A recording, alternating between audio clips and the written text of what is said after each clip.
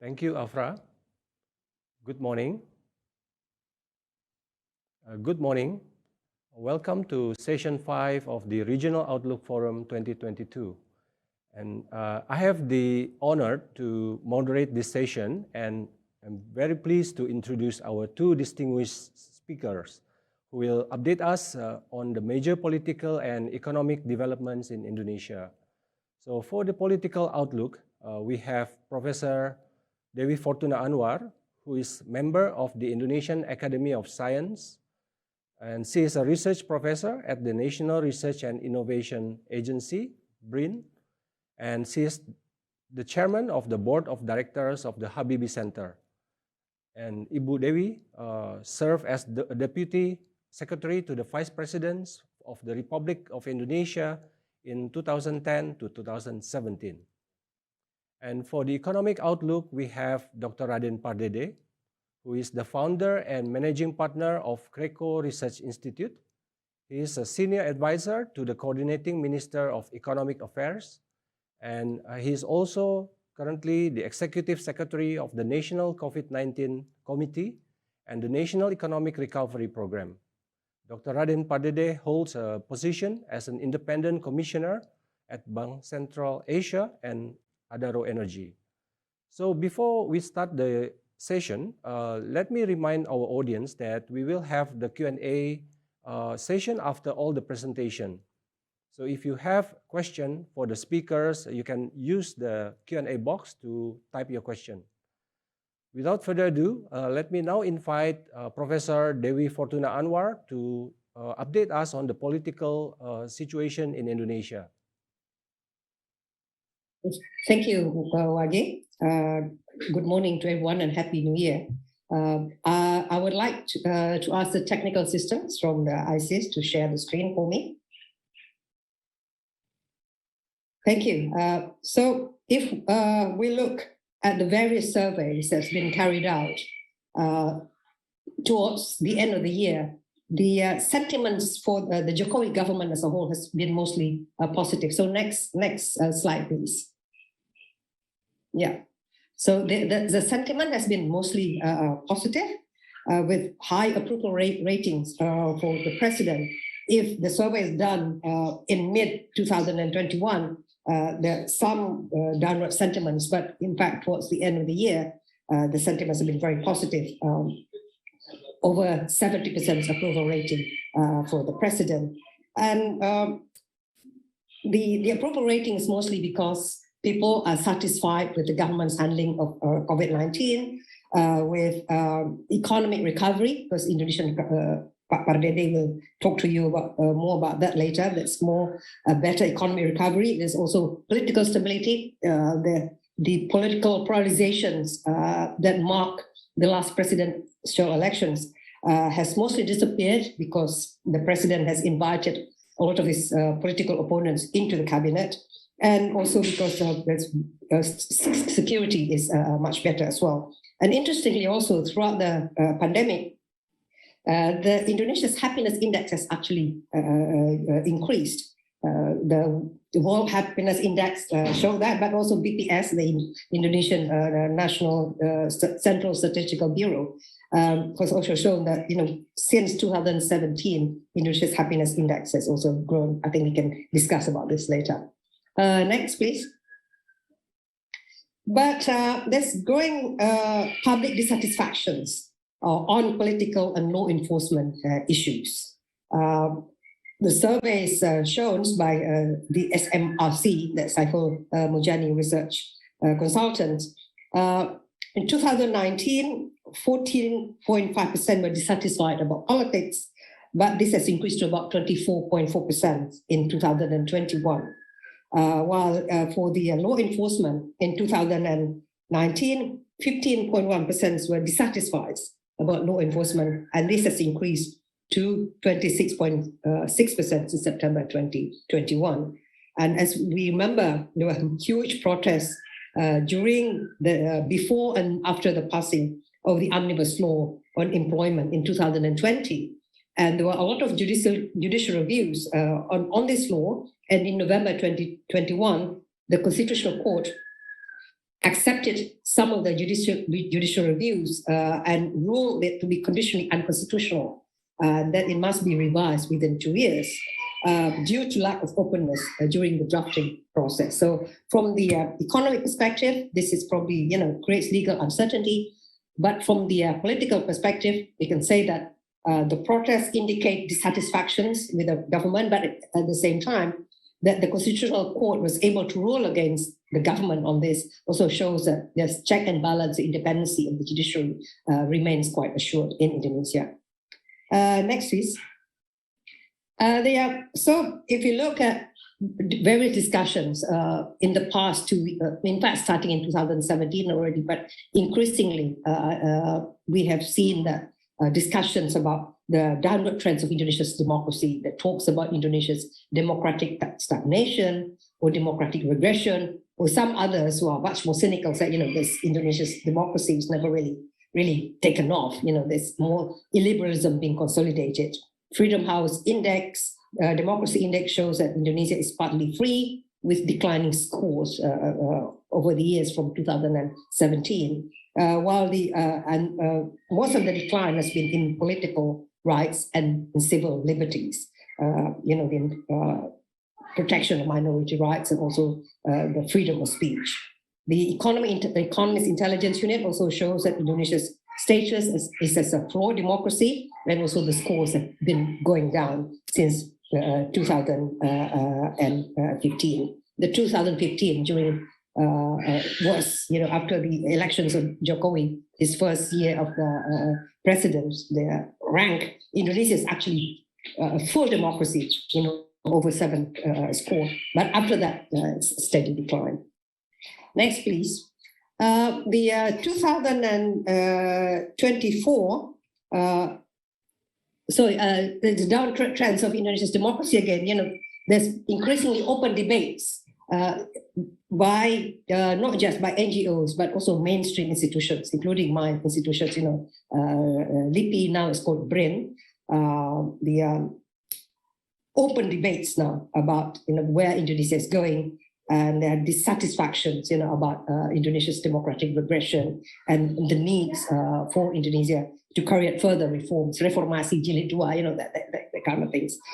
Narrowing of space for critical voices, the awakening of opposition in parliament. As you know, the parliament now comprises of 7 out of 9 parties, and 85% of their seats in parliament belong to the presidential cabinets. Strengthening of oligarchy, so this collusion or coalition, if you're kind about it, or collusion, if you're very critical about it, between business, media, and politics have become even stronger. Some, in fact, also talk about increasing chukongisme, the roles of capital in ushering political agendas, including, the accusations the omnibus law is in fact very much driven by business interests. Weak political parties remain a major issue. Indonesian political parties, most of them remains like fan club for the political, for the chair. Lack of democratization of the political parties, and they are not really there in the business of aggregating the interests of the public, or they lack ideology. So it's very easy for political parties, from oppositions to join the government, because it's very transactional. And the electoral systems remain, trials and errors. And the improvements also create a lot of problems, but we don't have time to discuss more on this here. Next slide, please. The 2024, there'll be start of the preparation for the 2024 general elections. In 2024, for the first time ever, Indonesia will carry out 3 major elections. The first one will be the general elections, which will be carried out simultaneously with the presidential elections. If you remember, in 2019, that was the first time ever the general elections for members of parliament, or members of provincial legislatures, for the district and the towns legislatures, as well as the presidential elections were put together in the same at the same date. But at the same time, 2024, for the first time ever, we'll have simultaneous elections for all of the regional heads. Since the direct elections of regional heads, there have been simultaneous elections for some of the regional heads. They have been staggered. But for 2024, there will be simultaneous elections for over 500 regional heads. And preparations for that have to be made starting this year. And at the moment, there's still no fixed date yet for when the general and presidential elections will be carried out. There's a difference of opinions between the Electoral Commission, who wants it earlier in February, while the government wants it in May. The election commissions want more time to prepare. Also, there's a possibility of a second round of presidential elections and disputes and so on, while the government doesn't want a long time lag between the elections of the president and the inauguration. Next, please. And as I said earlier, there's a first time simultaneous elections for all the regional heads, except for the governor of Yogyakarta, who's a sultan, hereditary governor. And this is already, according to the regulation in place, it's going to be in 2024. But there are issues here. In 2022, a lot of regional heads, 101 regional heads, will all have their terms expiring already. And in 2023, about 170 expiring. And so their offices will be filled by acting parties, acting governors, and so on. And there are debates who can fill this. A lot of them, usually they're filled by civil servants from the Home Ministry, but it's such a long time, for this acting to be in that place. And there's concerns also that politicization of the civil service will also take place. And also debates about whether active military and police officers should be allowed to hold this acting position. Mostly people are worried about the politicization again of the military and the police. Next, please. As you know, President President Jokowi has already served for 2 terms and cannot run again. And according to the law, the presidential nominations have to be done by a political party, so no independents can run. So it has to be nominated by one political party or by a coalition of political parties. And only parties that have seats in parliament can nominate those that have 20% of parliamentary seats or 25% of eligible national votes. And if you look at all the 9 political parties that pass the electoral threshold, so parties that have seats in parliament must have passed the electoral thresholds of 4%, while for presidential threshold is 20%, so it's quite steep. And if you can see that even PDIP, that is the largest party, cannot really nominate a candidate on its own. So there have to be coalitions of political parties to nominate a presidential and vice presidential candidate. Next. Yeah. And if you look at the various surveys, surveys have been carried out, in fact, only since 2020. The 3 top figures that consistently appear top of mind of the respondents are Ganjar Pranowo, who is the governor of Central Java and from the same party as current Jokowi, which is PDIP, and Prabowo Subianto, who's currently Minister of Defense and also currently still chairman of Gerindra. And as you remember, he's the primary rival of Jokowi in 2014 and 2019. And this is, this can only happen in Indonesia, that the primary presidential rival is the minister in the current cabinet, which is good for political stability, but quite bad for democratic, for checks and balances. And the Ganjar and Prabowo seems to be, neck and neck in the, depending which surveys that you read, sometimes Ganjar is on top and sometimes Prabowo is on top. And the third is Anies Baswedan, who is governor of Jakarta. He doesn't have a clear party affiliation, but during his gubernatorial run, he was supported by the Gerindra party and Islamist parties. And other names, there are many of them, but quite low, while Ganjar, Prabowo, and Anies score about over 10% All the others are scored around 4% and even less, such as Ridwan Kamil, the governor of West Java, Sandiaga Uno, who is also from Gerindra and Prabowo's running mate for the 2019 elections. And there's Erick Thohir, who's gaining popularity. He's Minister for State-Owned Enterprises now. Puan Maharani, who's chairman of PDIP. He's now she's speaker of the PDIP. Daughter of, she's the speaker of the DPR. She's not chairman of PDIP, still Megawati's chairman, I'm sorry. And she is now minister also in the auditing minister for social affairs, but her score tends to be rather low. And interestingly, this needs to be paid attention, particularly for Pardede, what it means for economic and for business, because most of the competition will be between government's coalition cabinets. So a lot of the activities will take place amongst colleagues in the cabinet, and they're all going to be running in different directions. So how this will affect the running of the government will be interesting to watch. Now, I have to rush quickly to the next part, which is Indonesia's international and regional roles. As you know, Indonesia is going to be, is now chair of G20 from 1st December until 2021 till 30th November 2022, sorry for the typos. Now, the theme is recover together, recover stronger.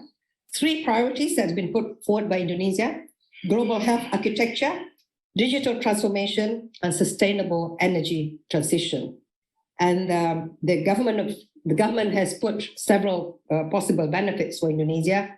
Among others, is that it will enhance Indonesia's economic diplomacy, also provides Indonesia with the opportunity to set the G20 agenda, also ensures that Indonesia as a developing country will also try to balance between the needs of developing and developed countries. Also, through various negotiations in the G20 forums, Indonesia will try to strengthen various key economic sectors. And last but not least, also the possible multiplier effects is increasing number of visitors to the country to attend, the some 150 odd forums. Next. And then the regional roles, of course, Indonesia is a key member of ASEAN, and ASEAN is regarded as the cornerstone of Indonesia's foreign policy. And the top issue for ASEAN is clearly Myanmar. I saw that, we had a Myanmar discussion earlier. But for ASEAN, Myanmar is a troubled and a troubling family member. And Indonesia has supported a very firm stance on Myanmar in order to encourage Myanmar to carry out with its political reform. As you know, Myanmar's top leaders have been disinvited from top ASEAN meetings, and Indonesia has hosted a meeting in April last year to come up with a 5-point consensus on Myanmar. But also sometimes there's also the desire to keep Myanmar in the ASEAN family. So the ASEAN Charter does not allow any member to be expelled. And I think there is no desire in ASEAN to expel any member, because the logic for bringing Myanmar into ASEAN remains, i.e., to keep Southeast Asia united. But this is a challenge of how to ensure that Myanmar remains a compliant member of the ASEAN family. And then Rohingya issues remain very critical, and Indonesia has played a leading role here in how to bring positive solutions for the Rohingya issues, political solution, not just the humanitarian problems.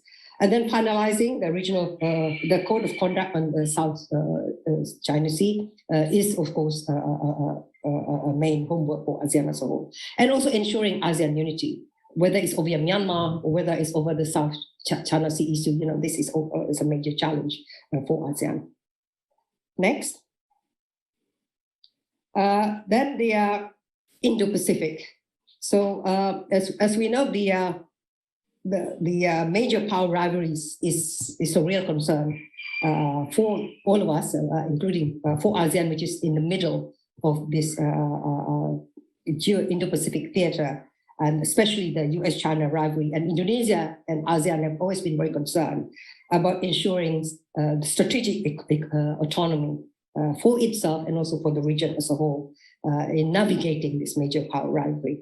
For Indonesia, with its free and active foreign policy, it does not take sides. It tries to ensure strategic equidistance and omnidirections. It engages with all countries with omni-enmeshments. It engages in more meaningful manners through comprehensive strategic partnerships and so on to ensure dynamic equilibrium so that no one country can play too dominant a role in the regional architectures. Indonesia has expressed concerns about the rise in arms race and also increasing tensions between the US and its allies on the one hand and against China. Remember, Indonesia expressed deep concern, for example, about the nuclear-powered submarines acquisitions by Australia through the new AUKUS security alliance.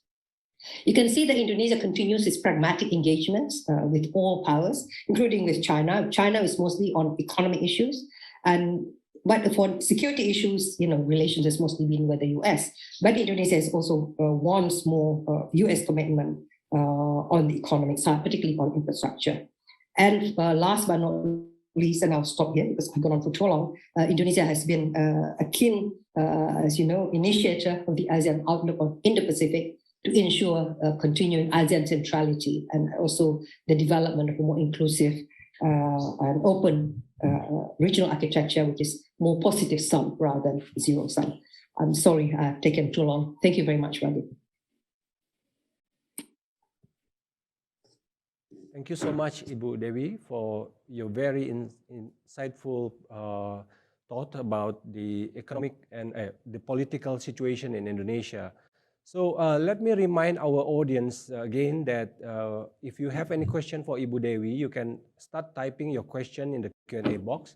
After that, we will try to address your question during the Q&A session. Now let me invite Dr. Raden Pardede to update us on the economic situation in Indonesia. Yes, a very good morning to all of you. It is a great pleasure for me to discuss Indonesian current situation as well as the outlook of Indonesian economy for 2022. Let me start with a brief summary. If possible, can you, okay, this one's good. Let me start with a brief summary. Next, please. With pandemic relatively under control by Indonesian standard and even by global standard, I think, confidence, especially consumer confidence, is improving significantly. And economic activities also is progressing in line with the confidence improvement. And most leading indicators shows that the strong recovery is underway in Q4 of 2021 and is expected to continue in 2022. At the same time, commodity booming leads to extraordinary expansion of the current account and revenue collections, and hence supporting income and investment in 2022. And at the same time, of course, the vulnerability index of Indonesia now is quite low compared to what we have in 2013 when we have a taper tantrum.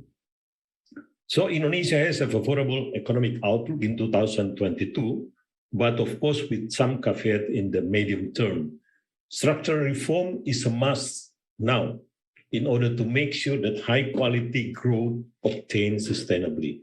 So I'll discuss about these three topics: is pandemic COVID-19 update and how the government responds to these ones, and then the current economic situations, and last but not least, of course, the Indonesian economic outlook of 2022. Next.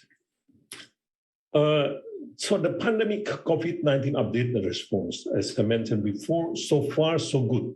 Over the last, I could say, 3.5 months, Indonesian pandemic situations has been improving significantly. And we are in the level 1, is the lowest level according to the WHO category. And the government have been very flexible and adaptive in response to this pandemic. Next slide. This is the COVID-19 pandemic. Of course, it's the crisis for public health and economy. and non-pharmaceutical interventions. So we try to lock down in the beginning of when we have hit quite significantly in the beginning of early 2020. And it is continued to use non-pharmaceutical interventions from time to time. And at the same time, of course, during the long holiday seasons, after the holiday season, we used to have this wave, the new wave of the pandemic. Look at I put it in the circle there. This is a wave of pandemic. And in the third quarter of 2021, starting in the end of June 2021, we see a significant rise of the variant Delta.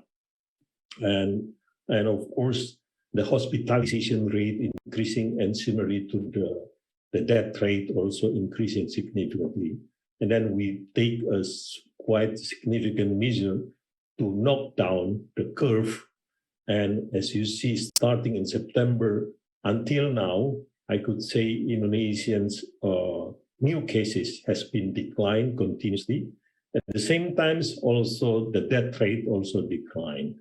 As of 4th of January 22, the new cases 299, and new death is 3 people. And of course, the total case more than 4 million people. The total case, meaning we don't know about the cases itself, but this is just the positive.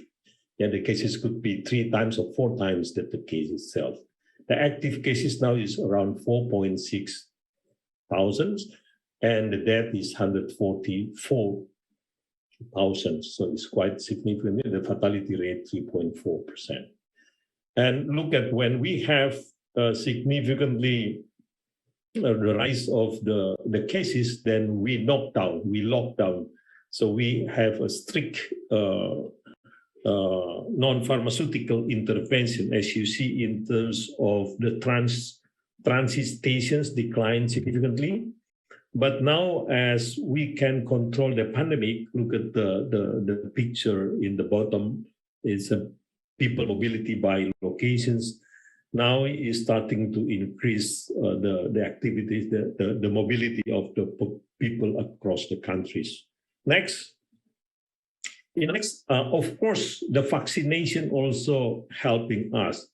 Until June 2021, if you just look at the picture over here, it's basically that the vaccination is quite low. But then when the arriving of significant number of Sinovac vaccines from China, then we can accelerate basically the vaccination starting in July of 2021, and even we continue until December of 2021.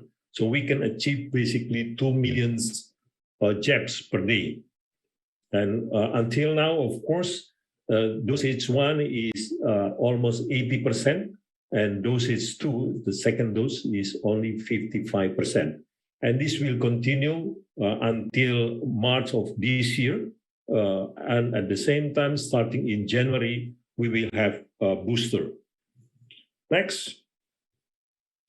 The normalization of mobility, as you see in this picture, of course, again, look at the people mobility by locations here. And the mobility of people is starting to increasing significantly in the 4th quarter after we control the variant Delta, the rise of the variant Delta. The simple one to look at this number is basically just look at the color. I mean, is quite a number of leading indicators that I put it in place over here. But just look at the color. The color is starting from the red and then the yellow, and then now is getting yellow to even green, meaning that that's the basically show us that the leading indicators, the economic activities improving significantly. I don't have time to explain this one by one. It's quite a number of leading indicators, but just look at the color. Okay. Next slide is, this is basically how the government tried to handle the health and the economic recovery in one coordination wheel, so-called between break, pedal and also gas pedal. It's basically between life and livelihood. We have to balance this one. Of course, Indonesia is not the rich country as probably Singapore and other advanced countries as well. But we try to make a balance between when to push brake and when to push the accelerators is basically. So the main government responses is basically, again, first of all, about public health. We have non-pharmaceutical interventions, and then we impose testing, tracing, again, and also quarantine, of course. And then we also assist the people of Indonesia to therapeutics as well as we provide vaccinations freely to all Indonesians. At the same time, also we provide also fiscal assistance, fiscal expansions, and accommodative monetary policy. And at the same time, also we introduced a structural reform, so-called a job creation law, that Ibu Dewi already mentioned that this could be a dispute right now.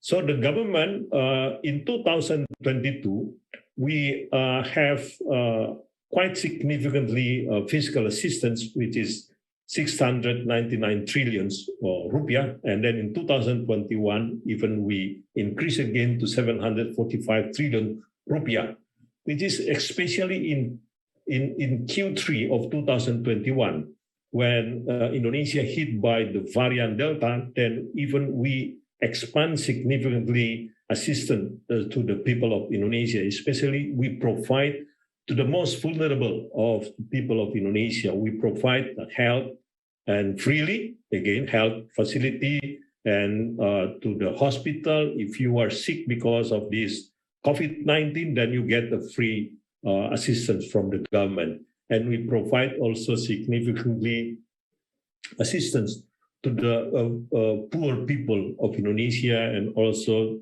to the micro and small medium enterprise. Next. This is the second one. Of course, we see a favorable current economic situation, especially in Q4, and I think even in 2022. And again, the confidence index is improving, and also purchasing manager index also improving. At the same time, Indonesia have been very lucky in this time as well because of the commodities booming. Yeah, I will explain later on why we are having these commodities booming. Next. This is consumer confidence that improving. Look at here, the consumer confidence improving, especially in Q4, and at the same time, retail sales also increasing. Similarly, for the PMI, Purchasing Manager Index, also improving. So it seems to me that the investor also start to improve.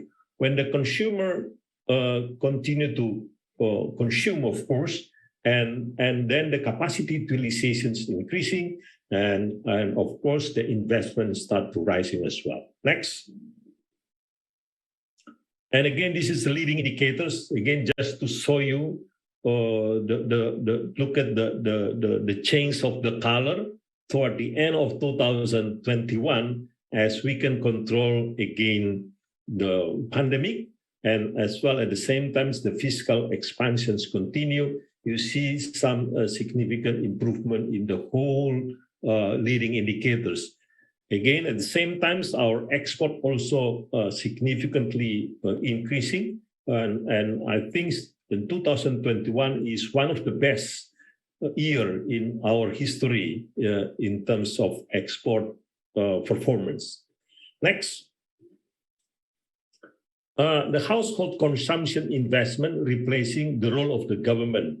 Again, the consumption and investment used to be quite low in 2020, but in 2021, then the consumption, household consumption and investment increasing. At the same time, the commodity price led to export and expansions. Look in the bottom graph over here. Whenever we have the commodity booms, its current account is swing to surplus. That's what we experience now. That's why our balance of payment is really strong, of course. At the same time, also our foreign reserve also is quite high. And the economy always booming during the commodity boom.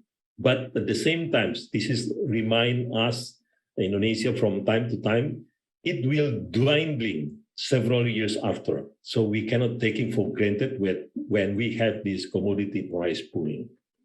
Next. Again, just to explain to you, this is look at the commodity price change in 2021. This is why we have a significant improvement in the balance of payment as well as in the budget deficit, because our revenue increasing significantly from the commodity price.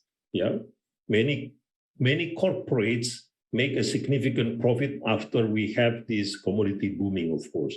At the same time, inflation is also relatively low by Indonesian standards. Is below 2%, 1.7, 1.8%. This is one of the lowest in the history of Indonesia. Next.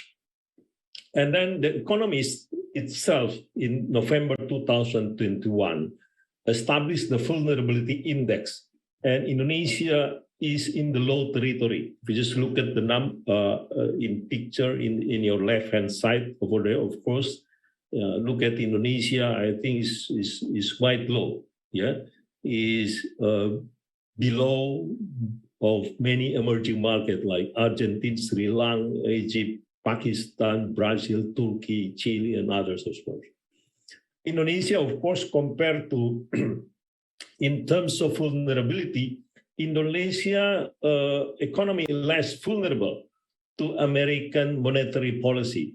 So when you have, for example, the Fed fund rate increasing, or you have a taper tantrum like what we have in 1993, is basically the impact to Indonesia will be less compared to the China. So Indonesia less prone to China. When the China economy slow down, it will affect our export, of course. That's why compared to US monetary policy, Indonesia less prone to, more vulnerable to China's slowdowns, basically. Next. And at the same time, Indonesia is still facing a domestic challenge triggered by pandemic and technology. We see some kind of the K-curve.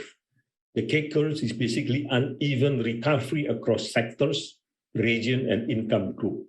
Poverty and uneven distributions remain a homework for Indonesia. Similarly, uneven recovery in the labor market, lower skill and lower education versus higher skill and higher educations, led to problem in unemployment and labor surplus. So the upper leg of the K, of course, is among the upper income group. I think it's quite easy for them to adapt to these new situations, the COVID-19 pandemic, as well as technology accelerations. But for the lower income group, I think this is the problem. This is, again, the homework for the Indonesian government policy. Of course, this is requires the structural reform policy in order to solve this problem, continue in the future. Next. So economic outlook in 2022. Again, based on what I already described to you, discussed in the previous topic, is basically the favorable economic outlook in 2022 is expected. But again, it requires the transformations to have a more sustainable, high-quality growth. We cannot be complacent with what we have right now.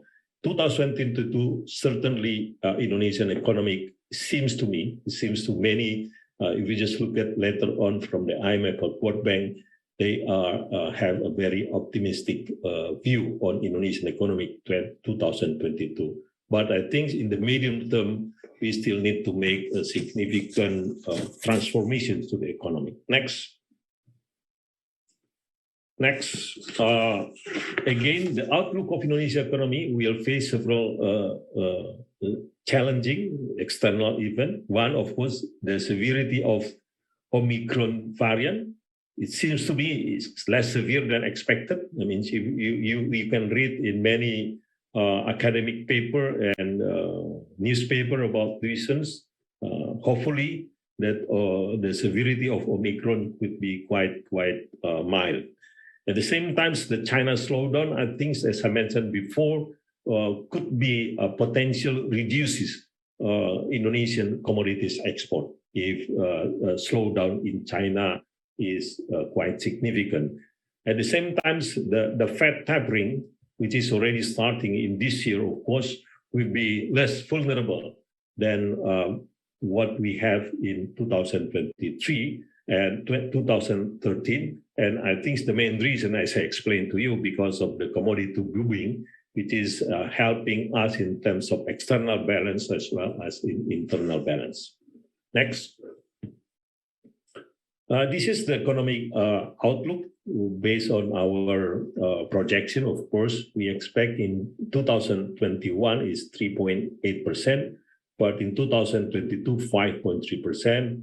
The CPI consumer in 2021 will be around 2%, and fiscal balance will be declined again from deficit of 4.9% 2021, which is basically our fiscal balance in 2021 is better than expected. In the beginning, we expect to have 5.7% deficit, but now it's only, I think, less than 5% because of, again, our revenue collection is much higher than expected. And similarly, I think in 2022, the government make a projections target in the beginning is 4.8%, but could be quite lower than the government target. Similarly, the government debt will continue to rise, of course, but will be pick up in 2022 and then slowing down later on. Look at the number here from 30.2% of the GDP increasing to 39.4% 2022 because of the fiscal deficit quite significantly. And at the same time, the current account improving quite significantly again because of the commodity booming, from minus 2.7% and now is plus 0.3%. And next year, still quite low by Indonesian standard, minus 0.5%, which is we continue to have the target is below 3% deficit, basically, our current account. Next. Of course, Indonesian GDP growth toward 2025 seems promising. This is based on the World Bank, the IMF, of course, from the Ministry of Finance. But as I mentioned before, we should never complacent. We still need rigorous structural reform. Next. So the way forward is basically Indonesia need to do not waste a good crisis. Again, after the pre-pandemic conditions, all this old capital, the old skill, I think is already obsolete right now. So this is why we need a structural reform. So this is required basically a new capital, a new skill, new way of doing business, including lower labor costs and lower infrastructure costs in Indonesia. That's why we need to have structural reform in fiscal, financial, again, in job creation law. And in order to continue to increase our export, improvement in the supply chain and ecosystem. And similarly, we have to improve the digitalization skill and also infrastructure, and including, of course, the green economy. Next slide is last but not least. Again, Ibu Dewi already mentions the first agenda, of course, is the G20 in 2022 because of the Indonesian presidency in G20 2022. We will have a significant number of events in Indonesia, and I think Indonesia can make a significant showcase to the global economy that to show a commitment to bring Indonesian moving forward in line with the global agenda. The last but not least, I think Indonesia already make a commitment to bring a commitment to reduce the greenhouse gas emissions. I think that there are three probably initiatives there: unconditional GHG emissions reductions of 26% by 2022 relative to the business as usual. and conditional reduction of 41% by 2030, provided there is adequate international financial and technical support. So net zero emission target is basically 2030 or earlier. To achieve this objective, then Indonesia have to cut GHG emissions from two sources. First is from forests, and other land use account for 57% of emissions. So basically the moratorium of and forestations and especially for palm oil is underway. And the second one is the energy sector. We represent 33% of the emissions, especially the carbonization of power sector, to make significant contributions to Indonesia's mitigation goal. I think I'll stop there. So basically, as I mentioned before, that now the confidence improving. At the same time, Indonesia also have seen a significant leading indicators also improving. And we hope 2022 will be better than 2021. Thank you very much. Thank you so much, Dr. Raden Pardede, for sharing with us your insight on Indonesia economic outlook this 2022. So we have many questions from the audience. So let's start from the first question from Professor Chan Heng Chi. This is addressed to Ibu Dewi. We know that Pak Jokowi will complete his presidential term in 2024. So what is the foreign policy legacy that the President Jokowi would like to leave, and what will he leave?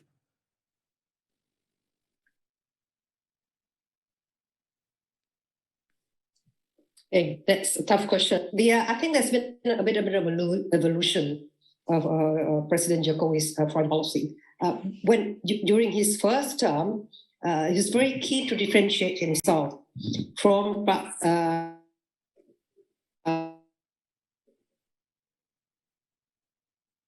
SBY's more close, much more down to earth, regionally oriented, serving the direct people's needs. So the criticism against Jokowi's foreign policy then was that it's too transactional.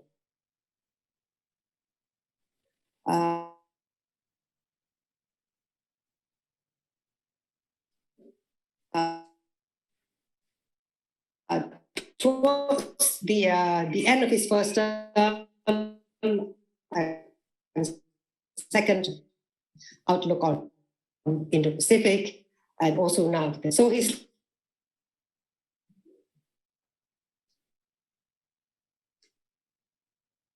like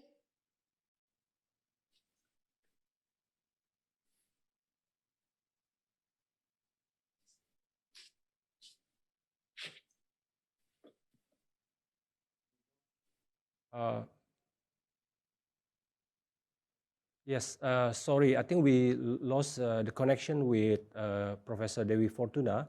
So let me move on to the next question.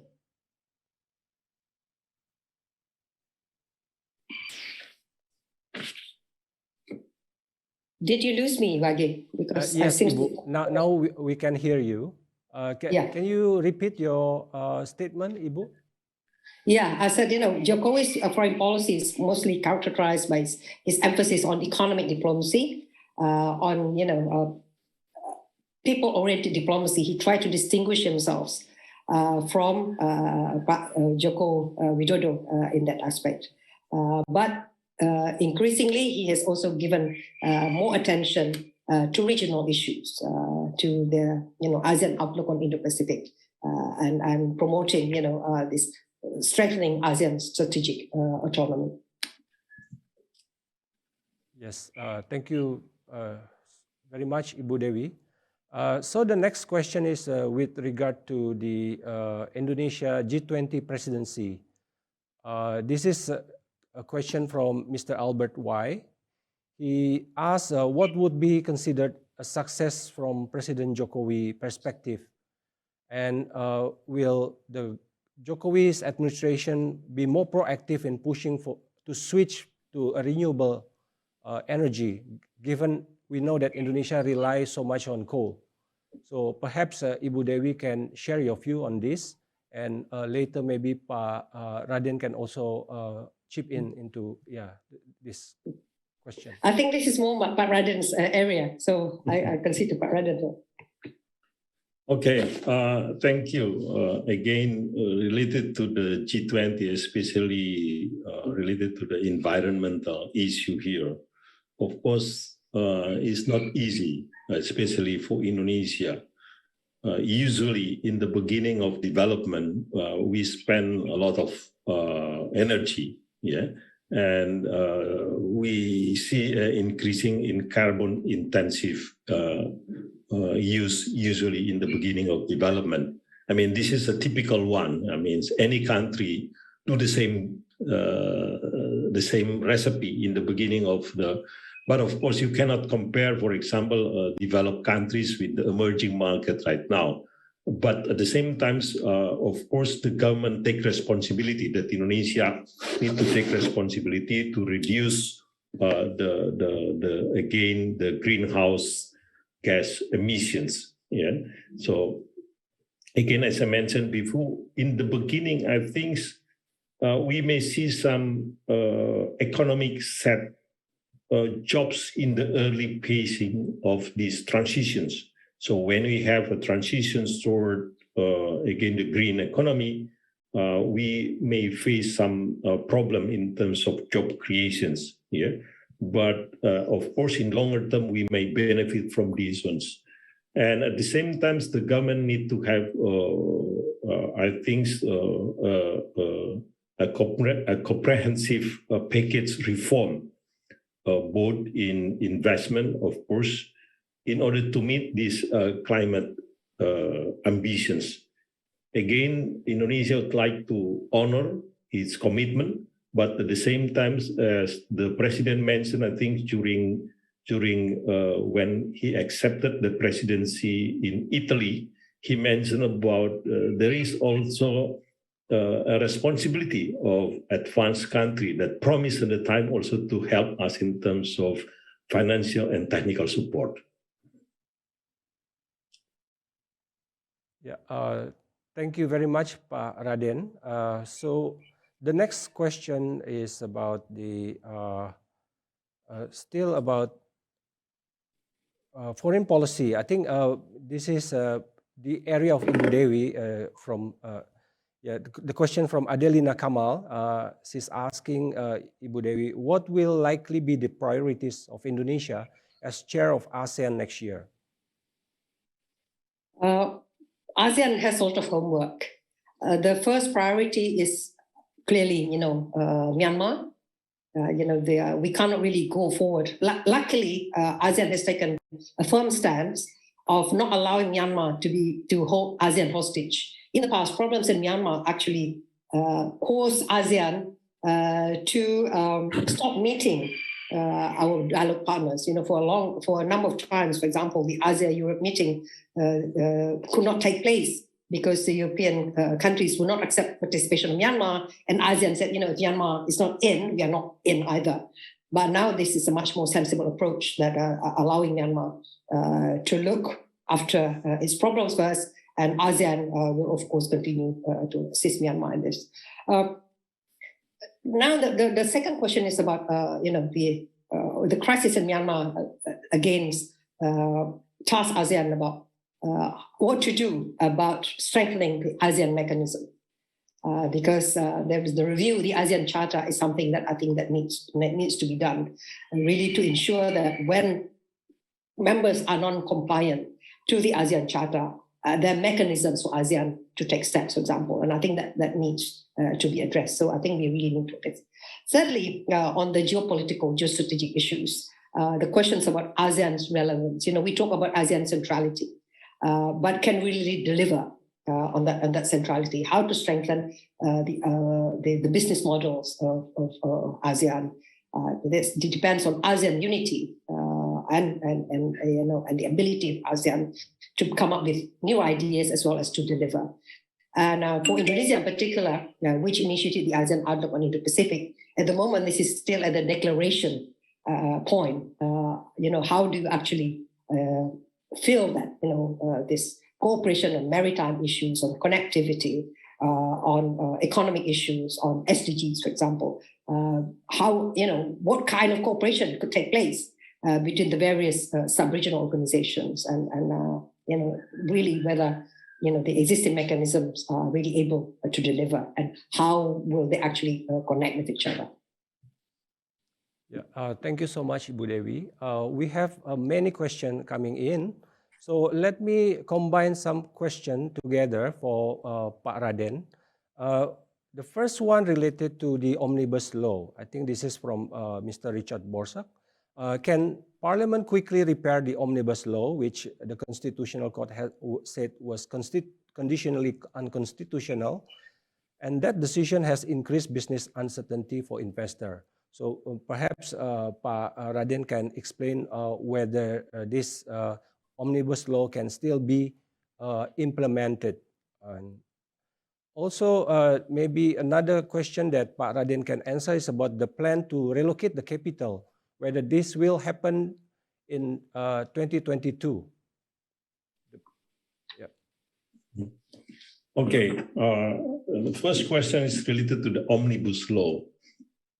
I think clearly when we hear the president's statement is basically, and also the Constitutional Court decisions, which is mentions the omnibus law itself, of course, is totally new for Indonesian cases, which is by we have law of making law. Yeah, law of making law is basically Indonesia. You can only amend, you can only add, or you can or, but you cannot just do it together at the same time. So the omnibus law, which is comprised with, I think, 76 or 78 law combined together, and we add it together. So this is unprecedented before.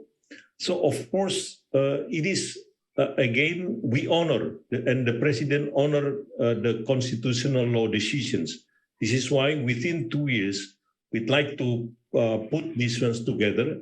And the parliament itself then basically taking lead on these ones. It's not the government.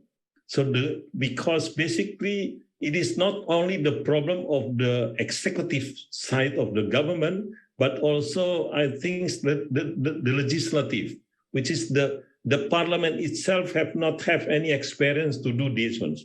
This is why the government together with the parliament is basically have to, I think, do it within 2 years at most.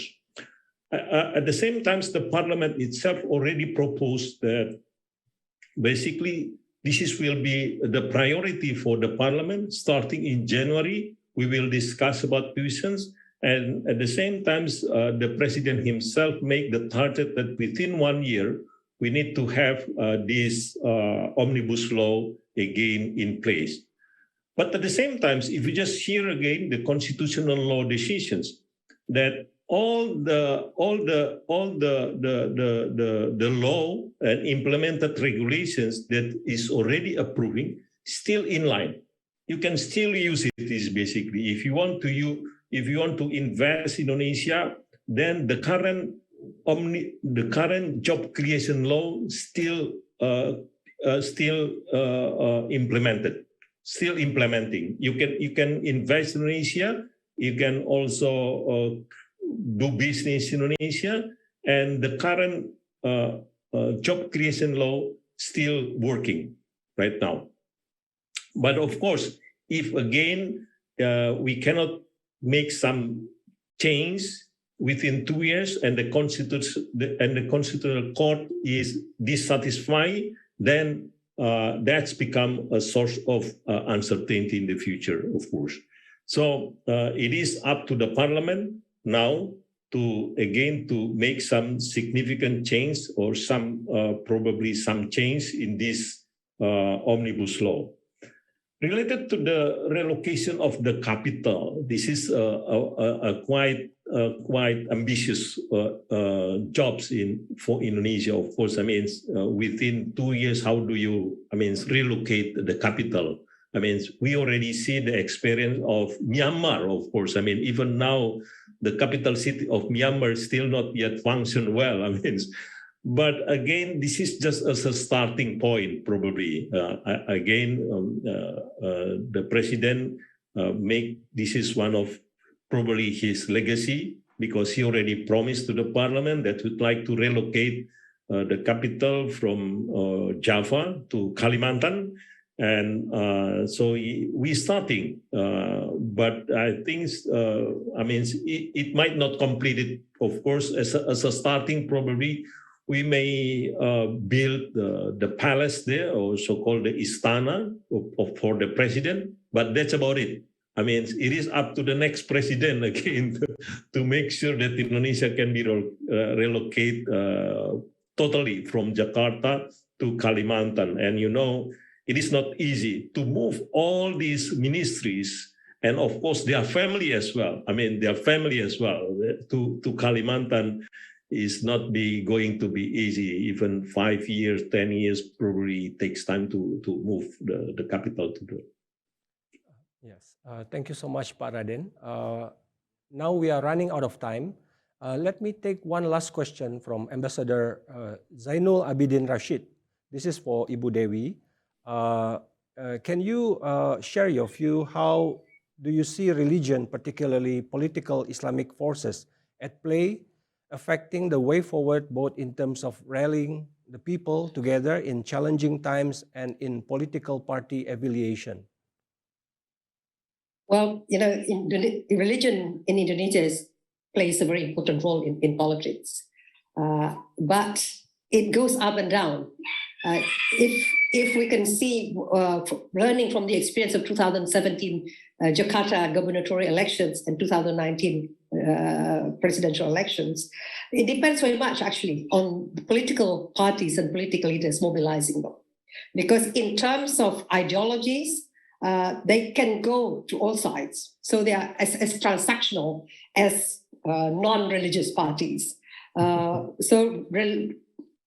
in that case, Islamic political parties are just as transactional as the rest. But depending on who the candidates will be, there is a likelihood that if it was between Prabowo and Ganjar, for example, maybe Prabowos will again mobilize the Islamist party sentiments, because PDIP is usually identified with more secular nationalisms. So it is very much political, but yes, it will be used. Thank you so much, Ibu Dewi. I think we come to the end of our session, and I do apologize that there are many good questions that we cannot cover because of our limited time.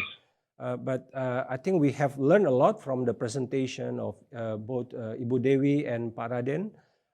Please join me in thanking Professor Dewi Fortuna Anwar and Dr. Raden Pardede for sharing their insightful thinking about the political situation and also economic situation in Indonesia.